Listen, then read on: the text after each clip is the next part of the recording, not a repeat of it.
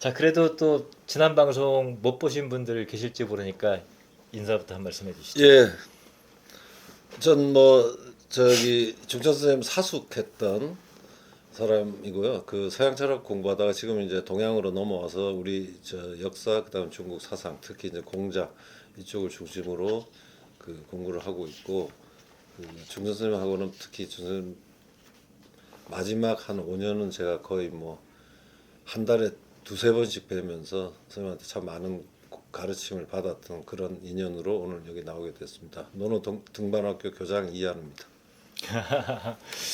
논어 등반학교. 이거 제목은 선생님이 지으신 거예요? 예, 제가 지었습니다.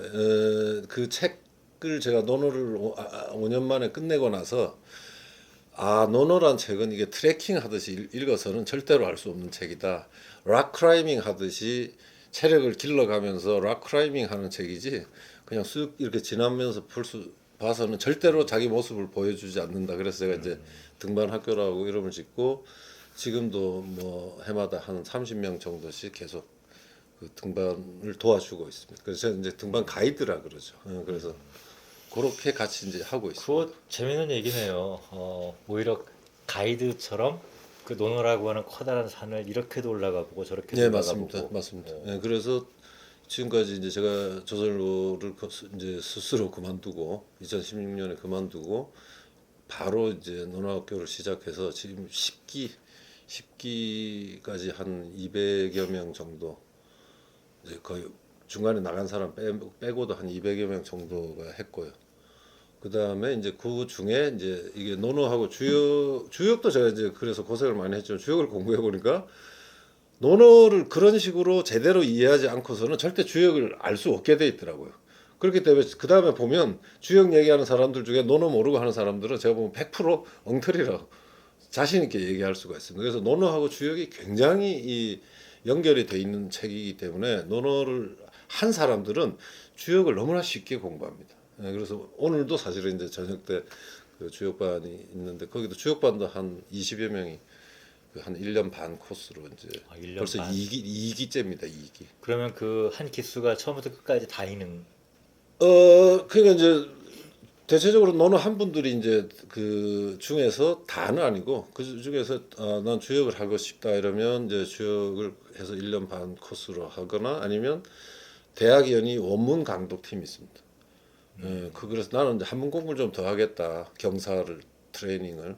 그래서 그분들하고는 지금 대학연의를 4년째 지금 같이 읽고 있고. 아니 근데 궁금한 게 네. 한문은 언제 공부하셨어요? 그 이제 많은 분들이 그걸 묻고 얼마 전에 그거 관련해서 조그만 책도 냈는데 그게 저도 이제 사람들한테 그 얘기를 하는 게 처음에 제가 2000년에 독일 가서 1년 있다 돌아와서 이게 기본으로 돌아가야 되겠다는 충격을 좀 받았거든요. 그래서 독일 가서 철학 배울 게 아니고 어, 기본이 제일 중요하다. 무슨 거창한 철학으로 세상이 잘 되는 게 아니라 기본이다. 그럼 우리 기본은 뭐냐? 이게 동양적인 거잖아요. 그 중에서도 이제 예를 들어 조선도 우리의 기본이 될 수가 있고 그래서 이제 제가 제일 먼저 했던 거는 그때는 한문을 못할 때인데 그 조선왕조 실록을 그냥 무식하게 그냥 저 태조실록부터 해가지고 순종실록까지 488권인가 그거를 이제 다 읽으면서 읽는 김에 책을 쓰자 이래서 좀 가볍게 이렇게 취재하는 기분으로 군주 6명을 골라서 이제 책을 쓰면서 이제 공부를 했는데 그때 이제 처음 이제 세종한테 이제 그때는 꽂혀가지고 세종의 공부 방법이 뭐냐 경과 사다. 그러니까 문사철은 제가 볼 때 허구다. 거기 문은 낄 데가 없다. 문학은 낄 데가 없고 핵심은 결국은 이게 다 이게 군자가 되고 나라를 다스리고 이게 이제 핵심이기 때문에 그게 이제 포괄적으로 리더십이기 때문에 지금까지도 제가 그래서 이제 그런 의미의 리더십.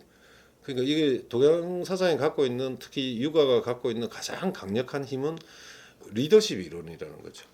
근데 이게 이제 주희라는 놈이 이게 놈이라 해서 죄송하지만 요새 이제 중국 분위기가 있으니까 이 사람을 공부를 해보니까 이 사람이 굉장히 의도적으로 이거를 그냥 저 선비들의 심신수양 서로 해체시켜 버린 거예요.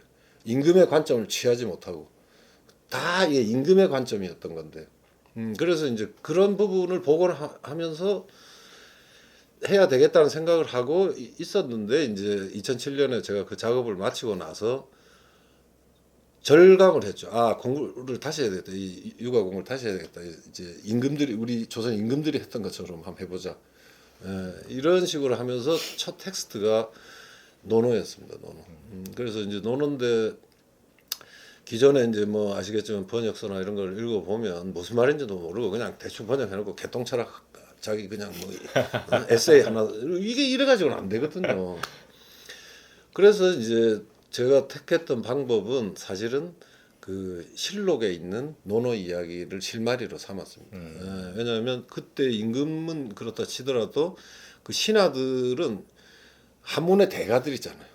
그렇죠. 예, 그 이 사람들이 단편 논어의 구절들에 대해서 멘트를 날리는 걸 최대한 주워 모았어요. 주워 모아가지고 그 사람들이 하는 걸로 이제 뜻을 좀 제대로 좀 파악을 해서 얼개를 구성한 다음에 이렇게 다시 이제 읽어보니까 서로 막 연결이 되면서 막 읽히더라고요. 그래서 이제 제가 책 제목도 논어로 논어를 풀면 되지 딴 데 가서 할 필요 없다. 그러면서 이제 논어를 끝내고 나니까 그 아까 말씀드린 이제 대학연이란 책이 바로 세종이 경과 사를 관통하는 훈련소였더라고요. 근데 읽고 싶은데 없는 거예요 국내에. 그래서 지금도 기억납니다. 그래서 2008년에 제가 그 중국의 대만에 아마 사왔는지 수소문을 했더니 이렇게 두 권으로 된 한문책이 왔는데 읽을 수가 없잖아요. 너무 읽고 싶은데 뭐 미치겠더라고요 이거를. 그래서 이제 논어 정도 가지고는 안 될 거고 그러면서 이제 제가 이제 사설을 다 읽고 특히 이제 맹자가 좀 많이 도움은 돼서 한문 공부에는 내용은 재미없는데 한문 하는 데 상당히 많이 도움이 되더라고요. 그러면서 이제 계속 이 대역을 통해 가지고 읽어가면서 좀 무식한 방법으로 이렇게 했는데 한 6년 반, 7년쯤 됐을 때 아까 말씀드린 대학연을 다시 이렇게 폈는데 한 70%가 대략 읽히더라고요. 그래서 보통 이제 제가 이제 그 전에 영어도 번역을 했고 독일어도 이제 일찍 번역서를 내고 그랬는데 그러니까 이제 번역 일반 경험이 제가 있기 때문에 번역은 대체적으로 한 70~70%만 이해가 되면 번역은 저는 할 수 있다고 생각합니다. 그럼 100%에 가까운 번역을 할 수 있거든요. 그래서 이제 해보자 이래가지고 대학연의를 했는데 대학연의가 이제 다행히 좋았던 게 한 절반 정도는 기존에 있는 텍스트들이잖아요. 이렇게 조금씩 떼어놓고 다만 이제 진덕수가 본인이 이제 그 해설하는 이거는 이제 뭐 완전히 새로 해야 되니까 어려웠죠. 어려워가지고 그때 뭐 저희가 한번 띄어쓰기도 잘 모르고 근데 이제 다행히 정신문화연구원의 그 대학연의를 바로 세종 때 읽었던 텍스트가 지금도 있더라고요. 근데 거기에 뭐가 있냐면 구결이 있어요. 구결이 끊어놓은 거. 현토. 네, 현토라고 하는 게 그 구결 네. 옮긴 거잖아요. 그리고 이렇게 이제 일본 가다카나처럼 이렇게 해놓은 거. 그거를 구해가지고 다시 이제 구결 공부를 다시 했어요. 그랬더니 이제 상당히 정확하게 이렇게 뭐 하나니, 한오니, 뭐 그렇죠. 뭐 이러면서 이제 그거 끊어서 지금은 이제 제가 다시 보니까 뭐 오역도 좀 있고 해서 제가 지금 대학에는 내년에 다시 재번역하고 원문도 다시 실을 예정이지만 그게 원고지로 한 7,000장 분량이었는데요. 제가 기억나는 게 제가 그게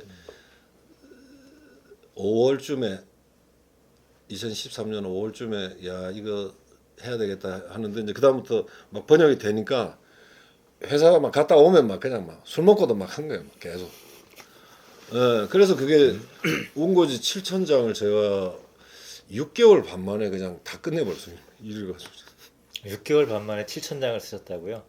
그 책 번역을 다 끝낸 거죠. 쓴 게보다 한문 이제 대학연이라는 게 그렇게 해서 이제 탄생을 했죠. 이런 경우에도 청광이라고 해야 되는 거니까요.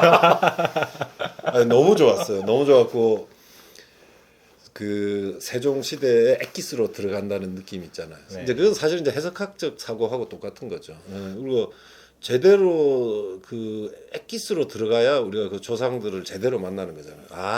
그러니까 이제 대학을 읽고 났더니 세종이 훨씬 쉽게 이해가 되는 거야. 이 사람이 이런 생각을 갖고 있었기 때문에 성군이 됐구나.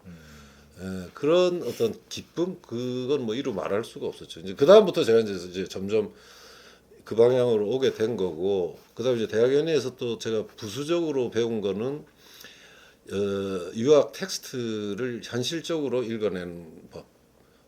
그래서 예를 들어서 우리가 이제 뭐 천도, 천리 이런 말 많이 쓰는데 딱 진덕수는 그냥 심플하게 얘기하거든. 이때 천은 비유다. 근데 우리는 하늘의 이치, 하늘의 도리 이렇게 번역한단 말이에요. 그게 아니고 하늘과도 같이 명명백백한 이치, 하늘과도 같이 누구를 차별하지 않는 그런 도리. 완전히 다른 거죠. 그러면서 제가 유학 이거 엄청 재밌는 거다 이거. 그래서 이제 저는 번역할 때도 지금은 전부 다 물론 이제 하늘의 이치, 하늘의 도리일 때가 있죠. 그럴 때는 하늘의 도리라고 하지만 문맥상 그게 아닐 때는 거의 풀어서 제가 이제 해석을 합니다. 그래서 하늘과도 같은 이치, 하늘과도 같은 도리. 참 놀라운 거는 그 한학을 체계적으로 공부하신 게 아니라 독학하신 거네요. 그러니까 완전 독학입니다. 저는. 놀라운 거는 한문 문장을 대하는 독법이 제가 배운 거랑 너무 닮은 것 같아요. 아 그러세요? 네. 어, 예를 들면 천리 천도 같은 거, 그다음에 이제 페이스북에 쓰신 글들 네, 이렇게 그렇죠. 보면서 이게 언어는 그냥 언어일 뿐이거든요. 바로 그거예요. 바로 이거는 네. 주눅든 사람들이거든. 네. 그렇기 때문에 지금 똑같은 생각입니다. 제가 한 번 하면 시간은 조금 더 걸리죠. 이게 이제 왜냐하면 영어나 뭐 독일어는 무슨 문자가 계속 되는 건 아니잖아요. 그 네. 알파벳처럼 패턴이 되는 거니까. 그런데 이제 이 한문은 어려운 거는 이제 용례가 계속 이어지고, 다만 이제 제가 그 공부를 하면서 이미 이제 번역 경험이 많았기 때문에 그 번역에서 최고 중요한 거는 뉘앙스 번역이기 때문에 이 한문을 할 때도 뉘앙스가 어디에서 발생하는지를 정확하게 알아야 된다. 예를 들어서 그 큰 대자하고 지극할 지자 중에 어떤 게 더 큰 거냐. 우리 사실 알 수 없잖아요. 외국인 입장에서는. 근데 주역의 건괴하고 곤괴를 보면 건괴에 대해서는 대. 그 다음에 곤괴에 대해서는 지. 그럼 이 대가 큰 거거든요. 뉘앙스는. 확실히 이게 이제 물리가 통하신 거예요. 그 언어에 대한 감각이 그 있는 사람은 그런 훈련을 따로 받지 않아도 스스로 터득한다는 게 맞는 것 같아요. 그렇죠. 그좀 유의하게 되죠. 특히 이제 영어, 독일어나 한문이나 똑같기 때문에 아까 말씀하신 것처럼. 그러나 이게 이제 이쪽 특히 공자 텍스트가 저는 좋아하는 거는 공자라는 사람이 갖고 있는 그 글에 대한 명확한 생각, 말과 글에 대한 그 특히 그게 이제 사사로운 개인이 아니고 공인으로서 말하는 거는 이 할 말은 반드시 하고 불필요한 말은 한마디도 하지 않는, 그게 최고의 저는 말이고 글이라고 생각이 들거든요. 근데 그리고 이제 제가 선생님 말씀 듣다 보니까 그 어찌 보면 한학에 입문하는 계기가 두 번인 것 같아요.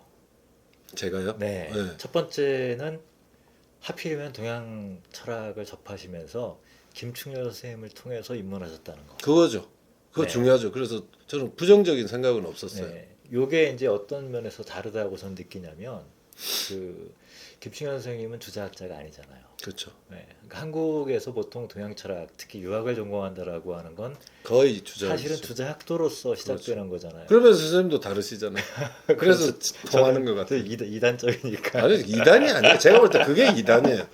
그게 100% 이단이에요. 왜 그러냐면 제가 논어만 가지고도 그 주의 쪽이 이단인 걸 밝힐 수 있는 거는, 근데 선생님 책에 이번에 보면 그게 있어요. 그 뭐가 있냐면 우리 경 사상할 때 경자 있지 않습니까? 네. 경이 마음의 상태를 얘기하느냐, 일할 때 자세를 얘기하느냐. 근데 그래서 제 책에도 그 태종 책에도 바로 우리 선생님 그 글을 인용을 했어요.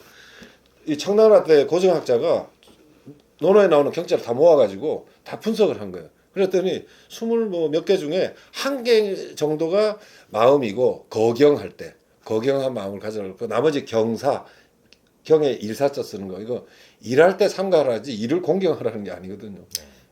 그러니까 선생님 딱 개념을 했잖아요. 주사, 주심. 그러니까 주사가 다고 주심은 한 개다. 그 우리 선생님 그런 걸 정확하게 알고 계신 거예요. 근데 그걸 전부 억지로 말도 안 되게 내용도 안 맞게 경을 전부 다 주심으로 지금 우리 주작은 다 해놓았거든요. 그런 면에서도 이제 문제 이게 말이 안 되는 거고 그러니까 논어가 읽힐 수가 없는 거예요. 그다음에 두 번째가 뭐냐면 우리 인이 예지신 해가지고 성선설을 하는데 논어 텍스트 읽어보면 인은 우리한테 있지 않아요. 어? 계속 내가 노력해서 땡기려고 하면 잠깐 있다가 내가 잠깐만 방심하면 날아가는 게 인이잖아요. 그러니까 아내가 석 달 동안 있은 것만으로도 공자가 너 대단하다고 하는 게 아내 자체가 인자라 해서 인을 평생 갖고 있는 이런 사람이 아닌 거죠. 그러니까 타고나기를 뭐 특별하게 인자가 아니면 인자라는 거는 그걸 땡겨서 지금 갖고 있는 그 사람의 상태를 얘기하는 거지 인한 사람 이런 건 없는 거예요. 근데 여기에 위선이 생기느냐 안 생기느냐인데 공자는 위선에 빠지지 않지만 주의로 가면 100% 위선에 빠지거든요. 참 신기한데 사실 제가 한 번에 읽는 방식하고 똑같아요? 선생님, 예, 아, 좀, 너무 닮은 것 같아요. 직접 뵌 적은 없어도 스님들 하여튼 그러신 것 같아 내가 볼 때. 너무 좋아요. 그래서 근데 아까 이제 그 아마도 처음 이제 그 이한원 선생님 말씀을 접하시는 분들 입장에서는 이제 주의를 감히 이렇게 까는 얘기를 탁탁 하시잖아요. 네, 저는 뭐 바로 깝니다. 직격탄을 날립니다. 네. 근데 이게 사실 한국의 학계에서는 녹록치 않은 아 근데 저는 이제는 얘기지 괜찮아요.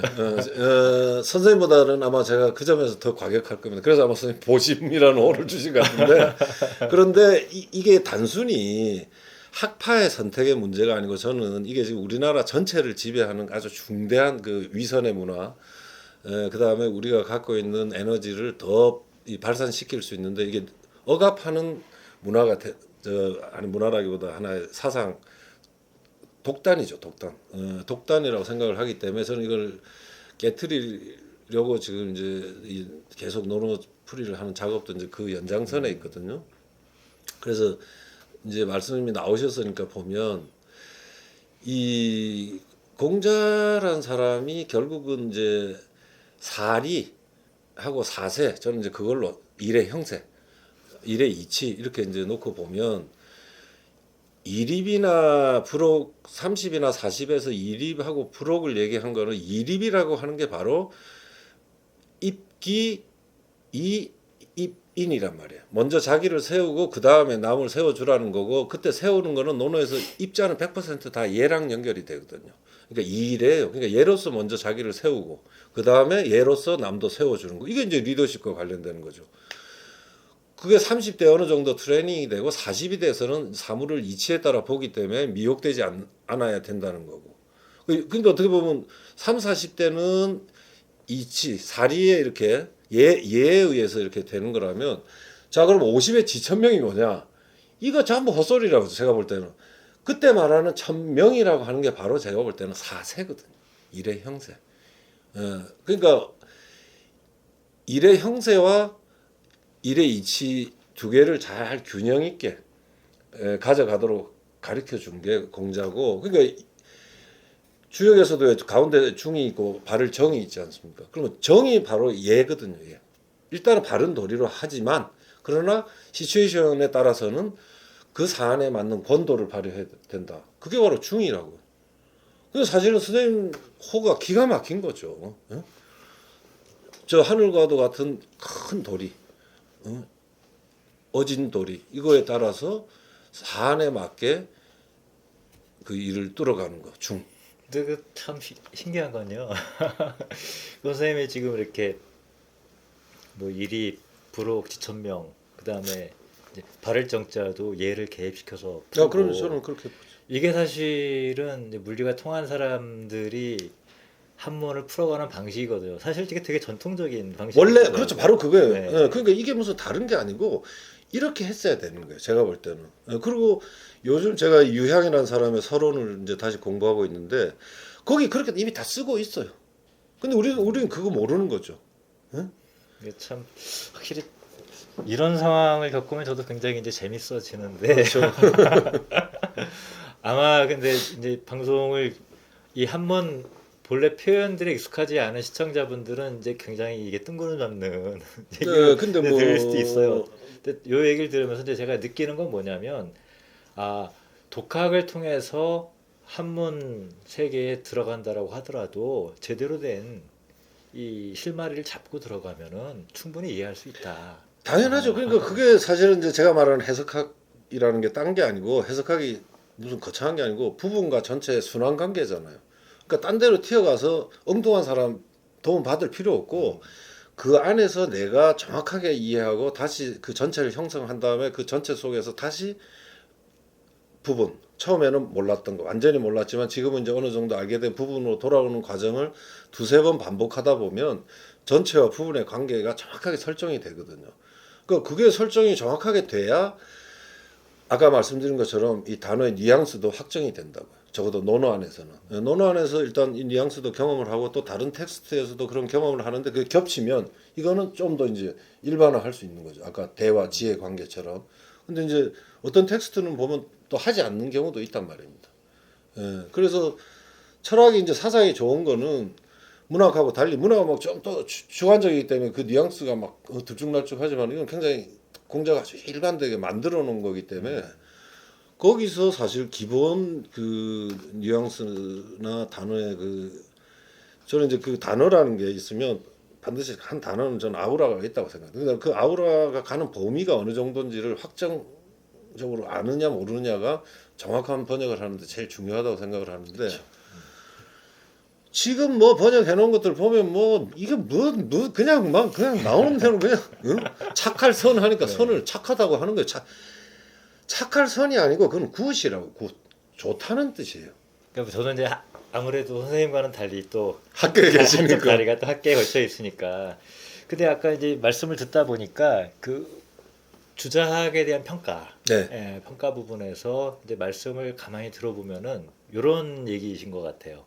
공자 유학 네, 이게 주희가 재해석한 유학 예, 그렇죠. 다르다. 완전히 다르죠. 유학의 본질은 제왕학 아니냐, 예, 맞아요. 리더십이다. 예, 맞습니다. 그런데 주희가 이야기하는 그거는 좀 다른 얘기다. 신화죠, 신화. 네, 신권 이론이죠. 네, 그 다음에 신권 이론이고 당쟁이 이론이고. 네, 그렇기 때문에 의도적으로 논어에서도 보면 논어 전체적으로 보면 아까 말씀드린 대로 그 체계적으로 이해를 하게 되면 결국 그 논어가 주는 거는 두 개인데 하나는 강명한 군주가 되라.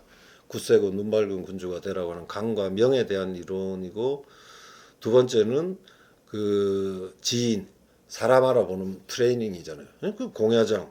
그러니까 전체 체계를 보면 뻔해요. 그러니까 하기편은 전체 총론이고 논어 전체 총론이고 위정편은 덕, 팔일편은 예, 이인편은 인. 결국은 덕 저는 다음이라고 번역하는데 덕과 예 사리에 맞게 하는지 예 그 다음에 이 다른 사람에 대한 사랑하는 진실한 마음이 큰 마음이 있는지 결국 이 세 개를 가지고서 그 다음부터는 사람 보는 훈련을 해라 그렇게 해서 공야장 옹야 여기서 훈련하고 예?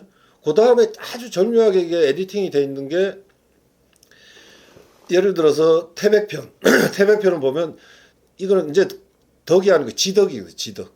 지덕이라는 거는 뭐냐면 그 위정편의 심화 과정이거든요. 예? 그 다음에 자 한편은 인에 대한 심화 과정이거든. 그러니까 그거는 이제 이인편의 심화 과정이고. 예, 그 다음에 향당편은 8일편에 대한 심화. 예를 공자의 케이스를 통해서 보여주고. 이런 식으로 정말 그 입체적으로 이 에디터가 체계적으로 쓴 책인데 이걸 모르니까 뭐 그냥 자기 마음대로 헛소리를 하고 주의란 사람은 그거를 의도적으로 다 파괴한 거예요. 철저하게. 이걸 따라가면 왜냐면 이렇게 따라가면 딱 결론 내릴 때 아 임금은 강명해야 된다. 이게 누구나 결론이 나게 돼 있어요. 그 가만히 말씀을 듣자 하니까 뭐 논어 얘기가 그 끝이 없을 것 같아요. 아무래도 이 중천 학당에서 한번 그 이현호 선생님 모시고 또 별도의 또 강연을 한번 그 하면 좋지 않을까 싶은데 사실 학계에서는 이 얘기를 또 다른 방식으로 이야기를 합니다. 그러니까 특히 이제 주희라고 하는 사람이 송대 네. 때 그때 당시 일어난 논쟁 중에서 사실은 그 이전의 유학의 본령은 역시 제왕학이 맞죠. 네. 그런데 이제 주시로 건너가면은 송대 논쟁을 거치면서 예를 들면 아내가 성인이 될 수 있을까 이런 걸 화두로 논쟁을 하면서 아니 신하인 아내가 어떻게 성인이 되느냐. 그런데 주희와 같은 쪽 계열에 있던 학자들은 신하도 성인이 될 수 있다. 이쪽이 입장을 택한 거라면 분명히 이제 지금 선생님께서 말씀하시는 제왕학으로서의 유학이라고 하는 이게 한당 유학이죠. 네. 이게 이제 송명 유학이라고 하는 것은 바로 신하가 성인이 될 수 있다라고 하는 쪽의 논리를 만들어 나가는.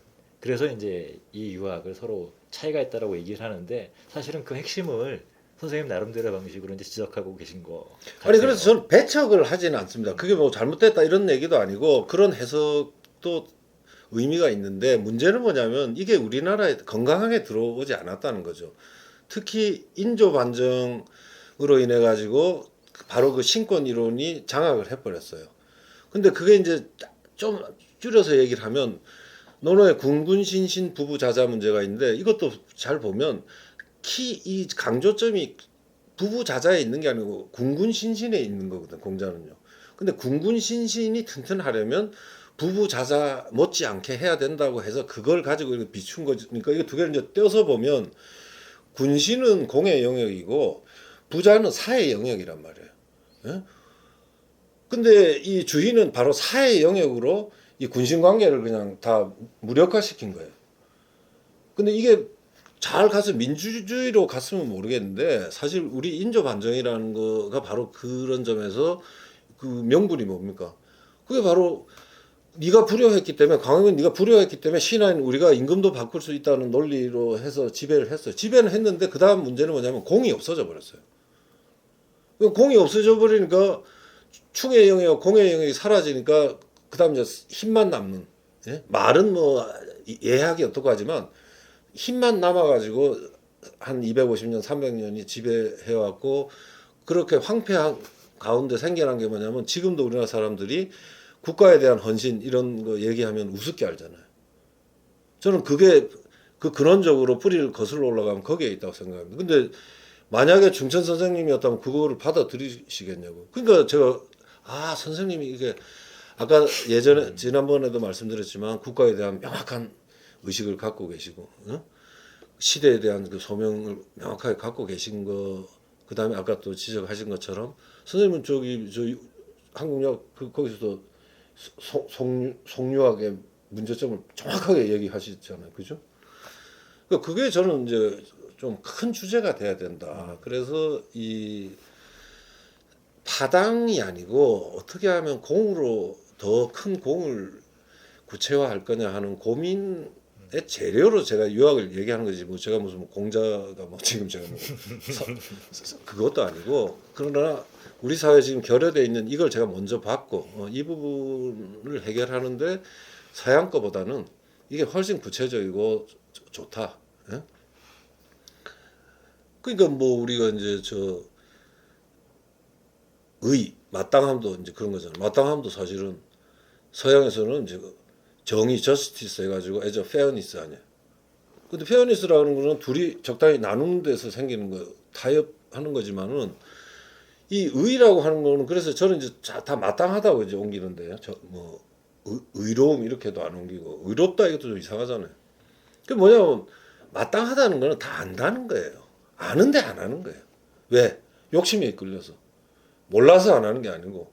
그렇기 때문에 이 마땅함은 안에 우리가 갖고 있다고 보는 점에서 훨씬 저는 공자의 적에 현대 사회에서도 재미나네요. 예, 현대 사회에서도 나는 얼마든지 유효하다. 왜냐하면 제가 서양 철학을 공부했기 때문에 더 자신 있게 이거는 근대적이다 하는 판단을 훨씬 빨리 하죠. 아니 이거 서양 철학을 공부했기 때문에라고 자꾸 빠지시는데 빠지는 게 아니고 선생님 말씀하시고 판단하고 논리를 이끌어가는 방식이 전형적인 유학자적인 방식이잖아요. 유가죠. 사실은 그게 네. 진짜 유가. 원래 유가. 예, 그래서 그런 이제 위선에서 우리가 빨리 좀 깨야 되고 제가 논어에 담겨 있는 공자의 말 중에 무서운 게 저는 위선을 깨는 거예요. 예. 근데 이걸 주의 텍스트로 읽으면 위선 덩어리로 길러진다고요. 예? 그건 잘못된 거죠. 이게 참 재미난 게 그 아까 이제 말씀 중에서 이제 저스티스 서구적 정의와 동아시아의 옳을 의 관념을 이렇게 비교 설명하면서 굉장히 쉽게 설명하셨는데 여태까지 들었던 설명 중에 사실 명쾌한 것 같아요. 그러니까 서구적 정의라고 하는 것이 나와 너 사이에 그렇죠. 정하는 거잖아요. 정하는 거죠. 그냥 적정선에서. 몫을 어떻게 정하는 게 좋지? 그렇게 하면 그 규칙대로 가면 된다. 이게 사실 정의관의 가장 그럼요. 중요한 특징 아니에요. 예, 그렇죠. 그런데 동아시아에서 말하는 의라고 하는 거는 이미 여기 있는 거고 그렇죠. 너도 알고 나도 아는데 그렇죠. 요게 이미 들어가 있다는 거. 이게 사실은 맹자로부터 비롯되는 그 예, 그러니까 굉장히 전곡을 잘 짚으면서 지금 설명해주고 계세요. 근데 이런 얘기를 들으면서 느끼는 게 지난 시간에도 얘기를 했지만 그 또 모델을 또 우리 중천 선생님을 들기도 했지만 경사, 네.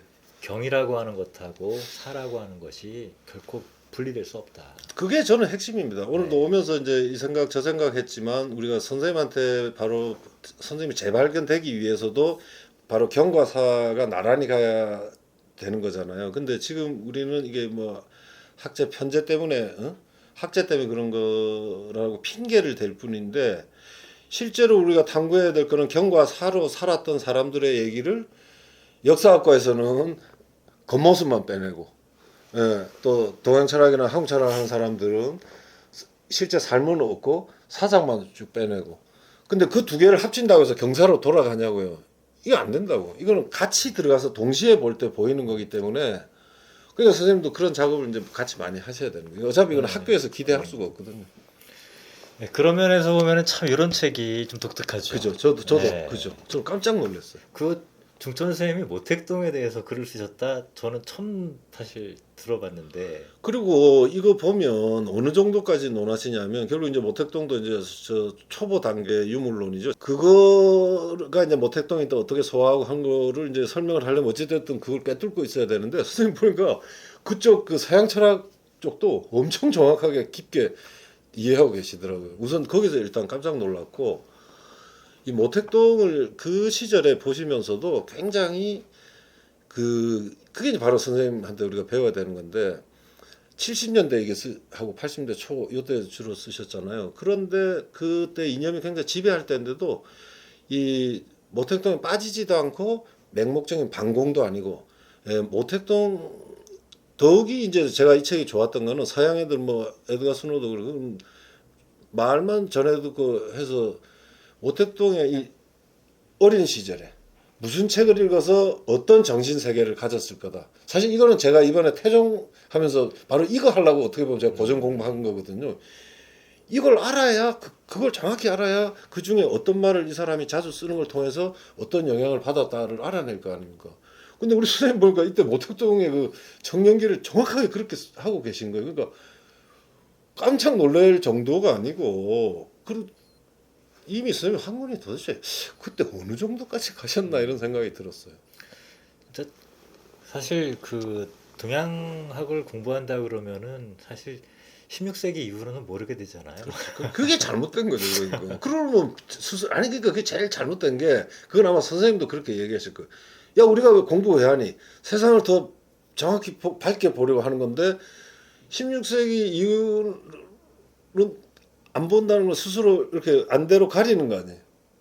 응? 그리고 16세기 이전이라 하더라도 그 중에 뭘 볼 거냐 하는 선택지는 지금 내가 눈으로 보고 있는 이 현재 대한민국에서 뭐가 잘못되어 있고 뭐를 어떻게 근원적으로 고쳐야 되는지 끊임없이 발견할 때 이쪽을 발견해야 그때는 이 사람들이 이걸 중시했지만 지금은 이쪽을 중시해야 된다. 이 선택이 생겨나는 건데 우리 지금 이 동양철학계는 보면 이게 다 동양 철학뿐만이 아니죠. 서양 철학 쪽도 사실은 마찬가지라고 봅니다. 그래서 계속 비판을 당하는 거죠. 서양 철학 쪽도 비판을 당하는 건데 다른 각도에서 결국 둘 다 공통점은 지금의 현실에 눈 감는 거 아닙니까? 그럼 뭐하러 공부해? 그렇죠. 자, 이제 어쨌든 간에 그 어찌 보면은 그러니까 1980년대 초반부터 이제 중천 선생님 강의도 들으시고 또 개인적으로 또 계속 그 만나시면서 이제 돌아가신 지도 꽤 되셨잖아요. 네, 이제 10년이 넘으셨죠. 뭐 아직 그 역사적인 평가를 할 수 있는 단계까지는 아니라고 말할 수 있겠지만 이제 중천 김충렬 전집이 이제 거의 이제 완간이 되어 가고 있는데 이렇게 보시면서 어떤 소회가 드세요? 우선은 아까도 말씀드렸지만 첫째 놀라움이죠. 저는 이제 그렇게 세세하게 몰랐던 부분도 아마 한 책 중에 한 절반 정도는 몰랐던 게 많은 것 같아요, 선생님한테. 그래서 예를 들면 이제 이런 거죠. 이제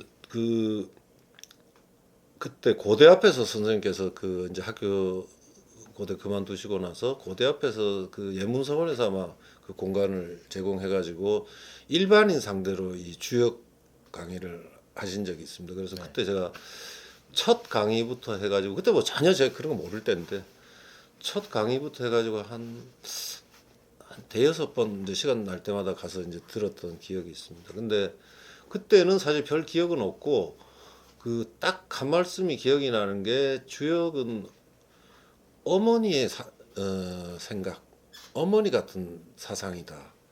예? 남성적인 사상이 아니고 이렇게 품어 안아주는 이제 그런 거다라고 이렇게 이제 첫 강의를 시작하셨고 그 다음에 뭐 제가 뭐 아무 기초가 없으니까 뭐 그냥 들었던 기억이 있고요.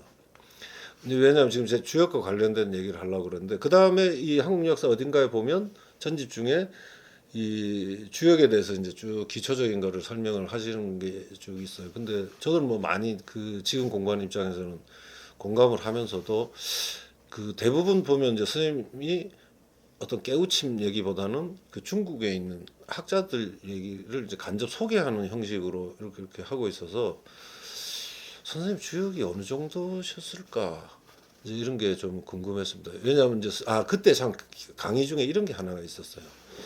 주역을 어떻게 설명하셨냐면 주역은 그냥 단순히 책으로 이렇게 존재해서 이해되는 게 아니고 역사를 쭉 보면 어느 시기에 그걸 잘 이해하는 사람이 나와야 그만큼 보이다가 다시 그 사람이 사라지면 다시 또 숨고 그냥 누군가 나와야 이게 주역이 열린다고 이렇게 얘기를 하신 적은 있거든요. 저는 이제 그거는 뭐 무슨 말씀인지 지금 보면 이제 좀 알겠고. 근데 이제 제가 왜 놀랬냐면 바로 이 책인데요. 여기에 보면 남명 이제 조식 설명을 하시는데 두 점에서 같이 놀란 거예요. 그러니까 남명이 주역에 대해서 이렇게 깊이 들어갔었구나 하는 거가 있었고 그 깊이 들어간 거를 선생님께서 자유자재로 풀어내시는 걸 보니까 엄청 이제 저 주역에 올라가신 거죠. 그러니까 요새 제가 이제 아쉬운 게 바로 이제 사실은 이제 2008년생 돌아가실 때까지는 제가 논어 막 이제 시작할 때니까 아무것도 아니죠. 그러니까 지금 계셨더라면, 지금 선생님 계셨더라면 내가 얼마나 많이 또 배우고 그게 너무 아쉬운 거예요. 그게 그 이제 그런 것 때문에 제가 아마 요새 좀 더 막 그 저수를 자꾸 많이 남겨놓으려고 하는 것도 어쨌든 저처럼 이렇게 경사통합이나 동서양 같이 한 경험한 사람이 지금 별로 많지 않기 때문에 저는 무슨 뭐 책을 많이 써 자랑하려고 하는 것도 아니고 어느 정도 이 길을 다음 제너레이션이 갈 수 있는 기초적인 텍스트 번역하는 거, 그 다음에 그거를 이 현실 분석에 어떻게 활용하는지에 관련돼서 또 제가 또 저술 작업을 하고 이렇게 남겨놔야 그 다음 세대가 그 길을 또 갈 수 있지 않는가. 근데 그런 거는 사실 이제 제 뿌리로 보면 고스란히 보니까 이번에 전집 보면서 보면 선생님이 거의 다 하셨던 길이죠. 그러면 이제 거의 마지막 질문에 가까운 네. 것 같은데 그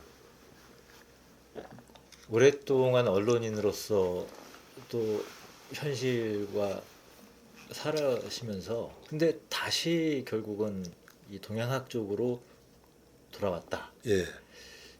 도대체 뭐가 있다라고 생각하시길래 또 우리 과거의 생각 혹은 역사 이런 것들을 다시 봐야 되는가? 이거는 또 학계에서 하는 이야기는 또 학계에서 해보는 이야기가 있다면 네. 선생님 개인 차원에서는 도대체 뭐가 있길래 뭐가 없길래죠, 없길래. 뭐가 없길래인데 제가 95년에 이제 우리의 학맥과 학풍이라는 책을 이제 35살 때 그 기자로서 이제 추적을 해가지고 6개 분야를 이제 파고들 기회가 있었거든요. 근데 그런 그 경험은 굉장히 독특한 경험이었죠. 근데 그때 제가 그걸 공부하면서 동양 철학, 뭐 국문학, 뭐 법학, 정치학, 사회학 뭐 이렇게 이제 들여다봤더니 처참한 거예요. 처참해. 예? 그게 지금도 깔려 있습니다. 사실은 그 처참하다는 건 뭐 비하하자는 의미가 아니고 그 현실을 우리가 인식을 해야 되는데, 그리고 제가 이제 동양 사상을 이제 해왔지만 이제 저도 이제 본격적으로 한 게 이제 겨우 한 10년 한 건데 이 정도 해가지고 되는 게 아니에요. 보니까 한 30년은 해야 진짜 선생님 말씀대로 팍 이렇게 터져 나오고 뿜어내고 이러는 건데, 이 철학과가 생기고 나서 우리 대학 들어갈 때 80년대까지 해본 사람이 없는 거예요. 이 정도까지 온축해가지고 이게 동양 사상이다 하고 쉽게 그러나 내용은 정확하게 이걸 풀어가서 쓸 수 있게 하는 거가 없이 그냥 요거 배운 사람은 요거 하고 요거 배운 사람은 요거 하고 뭐 이렇게 이제 오고, 지금도 아마 분명히 이거 아니다라고 싶은 사람이 있겠지만 엄청난 용기를 내지 않으면 거기서 잘못하면 이제 아웃되잖아요. 그러니까 저는 뭐 애당초 아니었기 때문에 제 하고 싶은 대로 이제 하다가 여기까지 온 거지만 그 학계의 카르텔이라는 걸 보고 있으면 답답해요. 그래서 농담 삼아 제가 그런 얘기 하는데, 얼마 전에 그 시사저널에서 칼럼 써달라고 그래가지고, 야, 정당에서 사람을 못 길러가지고 그래 다 양쪽 다 정당 밖에서 대통령 후보 만드냐? 라고 하지만 우리 대학도 똑같은 거예요. 그 분야의 최고 전문가를 과연 만들어낼 수 있을까? 저는 없다고 봅니다. 없다고 보고, 이 뭔가 결단을 이렇게 하고, 그 아까 말한 경사통합도 그런 거고, 이 주제, 탐구하는 주제 자체의 성격을 파고들어야 되는 게 저는 제일 중요하다고 생각해요. 근데 김춘수 선생님은 그걸 하셨어요. 그러니까 그런 면에서는 저는 뭐 동양 철학사라고 하는 걸 쓸 수는 없지만, 우리 동양학에서 제가 두 분을 꼽으라 그러면 저는 우리 중천 선생님하고 그 이으로 선생님, 이으로 두 분이 그 우뚝 섰고, 이으로 선생님은 중천 선생님보다는 뭐 폭에서 좀 좁지만 깊이 들어간 면에서는 거기도 독학 아닙니까? 대단하다고 생각해요. 그러니까 두 분은 제가 진짜 단행본으로 한번 일반인도 알 수 있게, 이분이 한 게 뭐고 이 우리 동양 사상 혹은 한국 사상계에서 본받을 사람, 본받을 사람이 누군지. 왜냐하면 제가 알게 모르게 그 이유로 선생님이 또 그 주사학이라 해가지고 원시유가 얘기를 많이 하셨잖아요. 그래서 그런 것들을 좀 이제 정립하는 거, 이런 거고, 뭐 이제 앞으로 또 건강이 허락하면 뭐 앞으로 한 10년에서 15년은 제가 또 작업을 하고 이제 공부를 해야 참 되니까. 2, 30년 가능하실 것 같은데요. 근데 뭐 아니 어지간히 한 것 같아요. 제가 볼 때 이제 그 왜냐면 제가 주역도 했고, 논어도 이제 또 곧 다시 내고, 그다음에 아까 우리 쉴 때 말씀드렸지만 유향의 서론이 바로 이 연결고리가 되는 것 같아요. 그래서 저는 이제 그렇게 하거든요. 이게 논어는 사리와 사세 중에 사리가 70%, 사세가 한 30%. 양화편 같은 경우가 전형적으로 이제 사세, 권도를 얘기하는 쪽으로. 그러니까 이 에디터가 결국은 권도로 가기 위한 훈련으로 사리를 훈련하고 그다음 사세를 보는 훈련으로 이제 했던 거라면, 주역은 바로 그 사세, 명이죠. 사세를 이렇게 유형화시켜 가지고 64가지로 유형화시키고 다시 또 쪼개서 384개로 이제 구체적인 시츄에이션을 설정해 주는 걸로 만든 거기 때문에, 그렇게 사리와 사세로 저를 연결하지 뭐 여기 유학이다 뭐다 이런 건 별로 하지는 않죠. 그래서 이제 그런 관점에서 유형의 서론을 봤더니 이게 철저하게 사리와 사세에 관한 이론이더라고요. 섞여 있죠. 잘 섞여 있죠. 좀 더 구체적으로. 그래서 이제 그거를 지금 풀이하는 작업을 지금 재밌게 하고 있습니다. 네. 그 이제 큰 작업 두 고비를 넘으셨는데 네. 한편으로는 이제 한서 그렇죠. 완간하시고 한서도, 그렇죠. 그다음에 이제 태종실록도 완간하시고 그럼 앞으로 이제 또 어떤 작업을 뭐가 또 제가 이제 이게 재밌는 게 뭐냐 공부가 올라가야 보이더라고요. 여기 있을 때는 안 보이고. 예전에도 제가 서론도 많이 봤는데 그때는 이게 무슨 책인지 잘 모르겠더라고요. 그냥 막 잡탕으로 보였어요. 근데 이제 이게 정돈이 돼서 봤더니 이거 완전 논어 해설서에 이제 보인 거고 그런 차원에서는 아직 뭐 새롭게 뭐가 있는 건 아니고 이제 제가 그 한서를 번역을 하고 나서 이제 사마천 사기를 그 소위 삼가주라고 해가지고 3대 옛날 당나라 때 그 대가들이 붙인 주가 있는 그 사마천 사기를 지금 번역을 해야 되겠다 해서 이미 계약을 했습니다. 그래서 그거 주까지? 주를 다는 아니고 원래 다 했는데 그러니까 막 지리는 막 그거 사실 우리하고 별 상관이 없잖아요. 그러니까 우리한테 필요한 거는 한문이 이렇게 다양하게 해석된다는 거 이런 거 하고 그 다음에 이제 문맥을 풀어내는 거 그다음 한문은 이렇게 보는 거라고 하는 거 이렇게 하면 아마 주는 아마 한 반 정도 아마 번역하면서 주를 일단은 다 할 생각입니다. 주를 담아내고 그 다음에 다시 또 역주를 또 담아내고 그리고 이제 제가 또 이 유학 공부하면서 알게 된 아주 재밌는 키워드죠. 그러니까 예를 들어 뭐 지극한 덕하고 지인하고 이게 완전히 다른데 우리는 그 구분도 잘 못하거든요. 그러니까 지덕이라는 거는 논어에 나오지만 아까 말씀드린 것처럼 지가 임금이 될 수 있는데 사양하는 사람, 태백처럼 이런 사람이 이제 지덕이 되는 거죠. 그러니까 이제 백이 숙제는 지덕이 되는 거죠. 지가 임금 될 수 있는 자리에 있었는데 사양했기 때문에. 근데 지인은 그건 아니고 이거는 태종이 양령을 내치고 충령으로 바꾼 게 바로 그렇게 하면 양령을 선택하면 양령 한 사람은 좋지만 다수 백성은 고통받는데 그 충령으로 바꾸면 내 아들 한 명은 불행해지지만 만 백성이 덕을 보니까 이게 이제 대인의 큰 인이거든요. 이게 이제 이런 결정이 지극한 인이 되는 거죠. 지인. 이건 지덕이 아니라고요.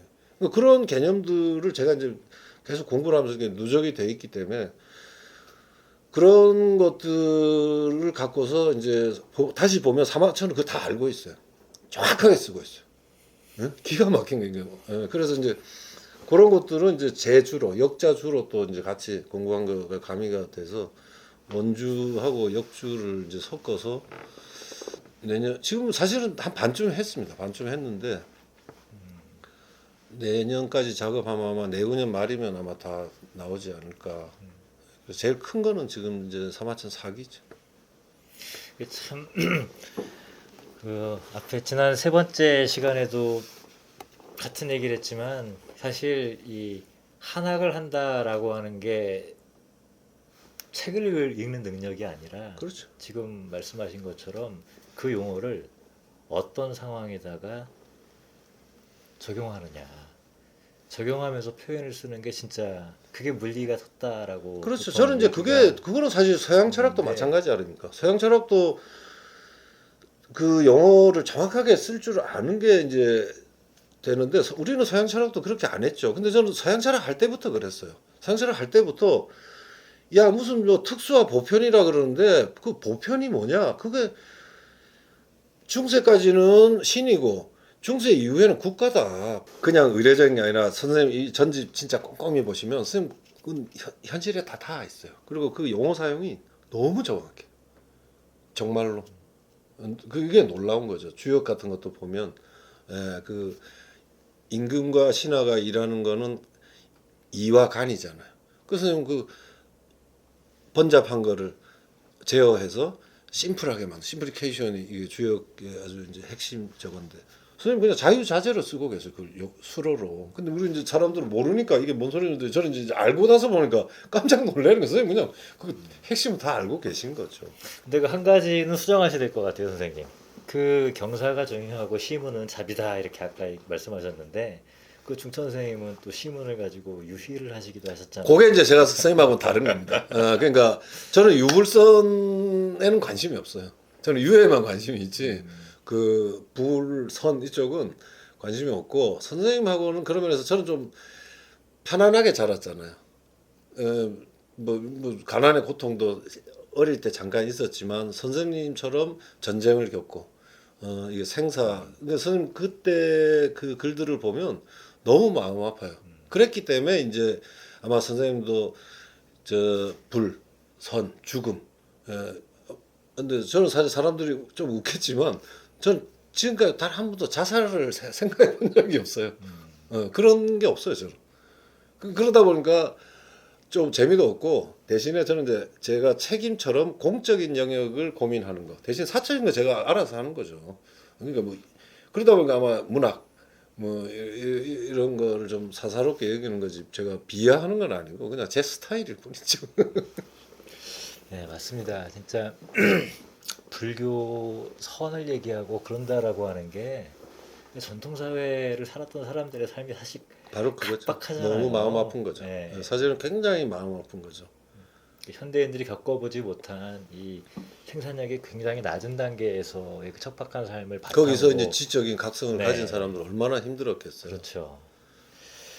자, 어찌 보면은 그렇게 또 말씀을 들으니까 중천 선생님이 또 시문으로 유의를 하셨던 것도 한편으로는 그 고통을 또 이겨내시는 네, 거죠. 나름대로 정화하시기 위한 이겨내시는 거죠. 네. 그리고 이제 그쪽은 뭐 제가 이제 시는 뭐 잘 모르니까 그러나 선생님 시를 읽고 있으면 명징해지잖아요.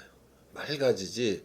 거기에 이렇게 또 선생님이 취해가지고 그냥 뭐, 응? 뭐 염세적이고 이렇지는 않으시거든요. 그러나 그 고민은 있으셨는데 그거를 시를 통해서 명징하게 그냥 탁 이렇게 잡아주시는 게 아마 선생님 특징인 것 같아요. 선생님 시는 그래서 저도 좋아하는데 그리고 이제 크게 가야 될 임중도원이라고 하는 거를 결코 잊지 않으신 거. 결국은 저는 선생님은 유자였다고 생각합니다. 총체적으로. 그렇죠. 총체적으로는 유자가 길이셨는데 그 정말 방문 널리 배우시고 유가의 저걸로 당신을 잡아주시고 방문 양리의 아마 전형이 아닌가 그런 생각을 다 하죠. 선생님. 이게 아마도 그 탄일계 교수가 한국에 왔을 때 그 중천 선생님을 만나 뵙고자 했던 그 중요한 이유 중에 하나가 이 방동미 선생을 통해서 이어지는 이 중국 현대 철학계에서 또 계보가 있는 그렇죠. 분이잖아요. 예, 그런 분으로 또 중천 선생님을 충분히 인정하셨다는 당연히 얘기인 그렇죠. 것 당연히 같기도 하고. 그렇죠. 자, 뭐 대단히 아쉽긴 하지만 어쨌든 또 오늘 방송을 또 마무리할 시간이 됐는데 마지막 인사 말씀 아니요, 하시죠. 뭐 저는 이제 저 충분히 얘기해가지고 너무 좋고 또 다음에 이제 다른 주제로 또 한번 불러주시거나 하면 그때 또 많은 얘기를 하도록 하겠습니다. 오늘 너무 저 좋은 자리 만들어 주셔서 감사합니다. 그 다음번에는 그 한서도 번역하셨고 한데 네. 예, 그런 것들을 소재로 해서 한번 그 10권의 방대한 책을 5년 동안 작업하셨다 그랬죠? 아니요, 반서는 한 2년 반 했습니다. 회사 있으면서. 아, 빠르기도 하시네. 네. 하긴 뭐 6개월 동안 7,500매를 그건 쓴 게 아니라 긁으신 건데요. 거의 뭐 야, 그런 얘기도 한번 왜냐면 한서는 실제로 그 책 말고는 완역이 최초 완역이고 최초죠. 네, 최초 완역이고 좀 책을 알릴 필요도 있지만 사실은 과거의 경험을 우리가 면밀하게 들여다봄으로써 또 한국이 또 축적할 그리고 수 이제 있는 그게 마무리하자면 이제 한서를 저는 모르고 했던 건데 한서를 봤더니 태종이라는 사람, 이방원이라는 사람이 한서를 머릿속에 넣고 있는 거예요. 예. 그래서 뭐 이렇게 하면 그냥 바로 그 자리에서 튀어나와요. 예를 들어 하륜이 그 자기 그렇게 총애하고 가까운 데도 하륜이 자꾸 이제 저 민재 자기 처갓집 눈치를 보는 거예요. 이제 민재 집안에서 애니까. 그러니까 뭐 결정했는데 자꾸 하륜이 머뭇거리니까 그러니까 태종 말이 짧아요, 진짜로. 그냥 이렇게 말하는 거야. 경이 장우인가 이렇게 말해요. 그럼 장우가 누군지 모르면 알 수 없는 게 한서에 나오는 사람인 게. 그 장우가 뭐냐면 그 당시에 외척 눈치 보느라고 조정에 와서 지말 못하던 재상이거든요. 왜 막 그게 적기에 그렇게 탁 나오는 거예요. 그래서 내가 이제 한서를 태종 때문에 다시 생각을 한 게 이게 단순 역사서가 아니고 이게 사람 보는 트레이닝서다. 그래서 열전이 사마천 사계하고는 좀 다른 게 사마천 사계에 나오는 열전은 그냥 재밌는 사람들, 뭐 특이한 사람들 이런 사람이 좀 많지만 방고는 그게 아니고 이게 논어에 나오는 인간 보는 유형에 맞춰 가지고 철저하게 유형화 시켜 가지고 지금도 그러니까 그런 사람이 있을 수 있는 거죠. 그러니까 다른 역사서보다 계속 한서가 살아남았던 이유 중에 하나가 그거고 그 근거가 뭐냐면 이제 한 사람이 끝날 때마다 찬이라고 해가지고 이제 뒤에 있는데 이 찬 200여 개의 찬에 보면 절반 가까이가 다 논어로 인용합니다. 이 사람은 논어에 나오는 뭐에 해당된다. 이 사람. 그러니까 이게 논어하고 이게 매칭이 되면 이게 둘 다 합쳐놓으면 사람 보는 훈련소죠. 사람 보는 훈련소. 논어는 지침을 주고 한서는 케이스를 주고. 그러니까 그렇다면 지금도 제가 볼 때 유효하다 이거죠. 지금도 리더가 사람들은 이렇게 말씀을 듣고 보니까 그런 방법도 생각이 나네요. 태종실록 19권을 내셨다면 적어도 태종이라고 하는 사람이 이러한 사안을 이렇게 볼 것 같다. 그렇죠. 추론이 가능한데 사실 고전이라고 하는 건 이렇게도 보고 저렇게도 읽어보고 다양하게 읽어볼 수 있는 경험을 갖는 건데 다음에 기회가 되면은 태종의 눈으로 본 논어, 태종의 그렇죠. 눈으로 본 한서 이런 방식의 것도 가능합니다. 가능하겠네요. 얼마든지 가능합니다. 무시무시하게 가능합니다. 네, 무시무시하게 하는 꼭 한번 이런 자리를 우리 충천철학 도서관 관장님께서 한번 자리를 마련해 주십사 하는